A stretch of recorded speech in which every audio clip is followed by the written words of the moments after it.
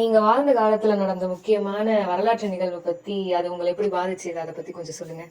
என்னன்னா, சுதந்திர போராட்டம். அந்த சுதந்திர போராட்டத்துக்காக மகாத்மா காந்தி ஆயிரக்கணக்கான ஜனங்கள் வரும் தலைமையில் அ போராட்டம் நடத்தினார். அதில் எங்கள் அப்பாவும் அந்த போராட்டத்தில் கலந்து அடி உதை கைது பண்ணுறது இந்த மாதிரி எல்லாம் நடந்துச்சு. அந்த காலகட்டத்தில் எங்கள் அப்பாவை கைது செஞ்சு கூட்டிகிட்டு போகும்போது எங்கள் வீட்டில் எங்கள் அம்மா அப்பா அம்மா பாட்டி எல்லாரும் எல்லாரும் அழுதோம்.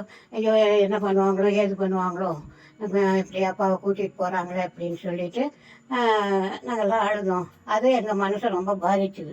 அது சில நாள் கழித்து இந்த போராட்டம்லாம் முடிஞ்சு நாடு சுதந்திரம் அடைஞ்சிருச்சு. அப்போ இது பாராட்டு விழான்னு சொல்ல நான் இந்த தலைவருக்கெல்லாம் மாலை போட்டேன். நான் என்னை பாட்டை பாட சொன்னாங்க, நடன ஆடுவா பாடினாங்க. இப்போல்லாம் தெரியுமா? நாங்கள் தெரியும்னா ஆடினேன். ஆனால் வீட்டில் பேசுறது பண்ணுறது எல்லாம் வச்சு இது பண்ணேன். அது மறக்க முடியாத ஒரு சம்பவம்.